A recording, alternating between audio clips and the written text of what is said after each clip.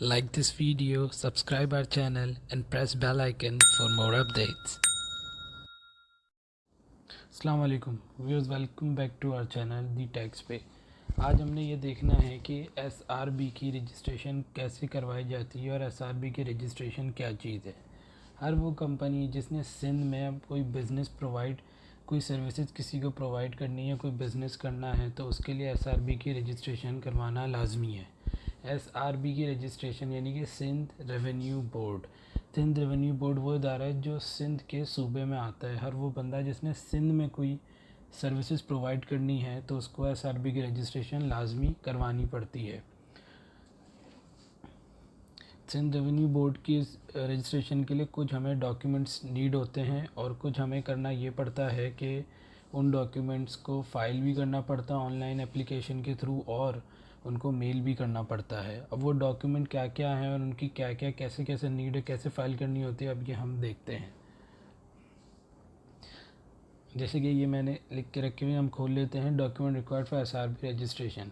इसमें क्या क्या चीज़ें, एक तो है आपका CNIC फ्रंट और बैक से, आपका ईमेल और फ़ोन नंबर जो आपने FBR में भी दिया हुआ हो वही दोनों, आपका इलेक्ट्रिसिटी का बिल, जहां आप काम कर रहे हैं आपने ऑफिस लिया हुआ है उस जगह का इलेक्ट्रिसिटी का बिल जो कि लास्ट 3 मंथ से ज़्यादा ओल्ड ना हो।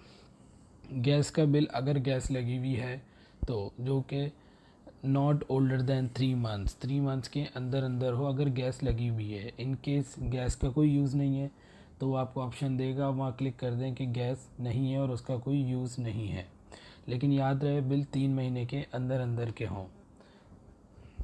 इसके बाद रेंट एग्रीमेंट और सेल डीड। रेंट एग्रीमेंट और सेल डीड यानी कि अगर आपने रेंट पे ली हुई है जगह तो आपका रेंट एग्रीमेंट हो, अगर आप ओनर्स अदरवाइज़ आपको सेल डीड। ये सारी चीज़ें आपको स्कैन कॉपी चाहिए होती हैं और आपके ऑफ़िस का लेटर हेड बना हुआ हो जिसमें आपके ऑफ़िस का नाम और आपका फ़ोन नंबर और आपका एड्रेस क्लियरली मेंशन हो कि आप इस जगह पे ये इस नाम से आपने अपना ऑफिस या आपकी इस नाम से कंपनी है। और फिर आता आपका bank account maintenance certificate. Bank account maintenance certificate की 2 कंडीशन थे। एक तो ये है कि वो आप जिस नाम से रजिस्ट्रेशन करवाना चाह रहे हैं उस वो नाम FBR में रजिस्टर्ड हो और वही आपकी कंपनी का नाम हो। और सेकंड चीज़ ये है कि वो सिंध में, क्योंकि आप SRB की रजिस्ट्रेशन जा रहे हैं तो उसका सिंध में होना, सिंध के किसी बैंक में रजिस्टर होना लाजमी है। और फिर आपको चाहिए तो आपका NTN सर्टिफिकेट जो कि FBR से मिलता है। NTN सर्टिफिकेट आपको इसलिए चाहिए कि उसमें NTN नंबर होता है और वो आपको लाजमी डाल के अपने डॉक्यूमेंट को आगे प्रोसेस में लाने के लिए उसकी नीड मस्ट होती है।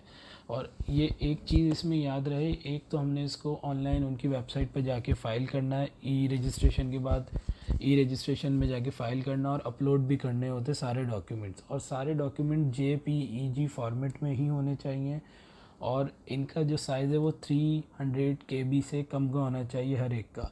कोशिश ये करिएगा कि 250 टू 280 के दरमियान रखें ताकि डॉक्यूमेंट का साइज़ ज़्यादा छोटा भी ना हो, क्योंकि अगर छोटा होगा तो ऑब्जेक्शन लग के वो कैंसिल भी हो सकता है और वो रिमूव भी कर सकते हैं।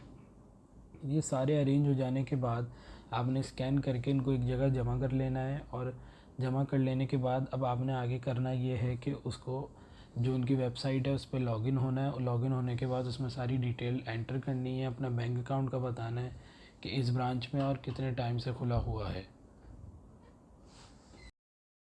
डॉक्यूमेंट को JPEG फॉर्मेट में लेने के बाद हमने क्या करना है, उसका क्लियर्ड स्कैन कॉपी लेनी है और क्लियर्ड स्कैन कॉपी को हमने जस्ट उसको अपलोड ही नहीं करना है, उसको हमने मेल भी करनी है। अच्छा, मेल जो है उनकी ईमेल आईडी उन्होंने दी हुई है उस पर ही करनी होती है और ये सारे डॉक्यूमेंट उस पर आपने क्लियर उसको बिल्कुल स्कैन करके फिर मेल करना है। और याद रहे कि 250 टू 300 के दरमियान में हो, 300 से ज़्यादा ना हो, ताकि ना हो उनकी वेबसाइट सपोर्ट, क्योंकि उनकी वेबसाइट 300 से ज़्यादा सपोर्ट नहीं करती। 300 के अंदर अंदर होगी तो वेबसाइट सपोर्ट हो जाएगा, ईज़िली उनके पास चली भी जाएगी। अब आपने क्या करना है, e.support@srb.gos.pk पे ये डॉक्यूमेंट सेंड कर देने हैं और इस डॉक्यूमेंट सेंड करने के इंशाल्लाह 3 to 4 वर्किंग डेज़ के अंदर अंदर आपकी रजिस्ट्रेशन का प्रोसेस डन हो जाएगा और 3 मंथ का प्रोविजनल सर्टिफिकेट आपको आपकी ईमेल आईडी पे भेज दिया जाएगा।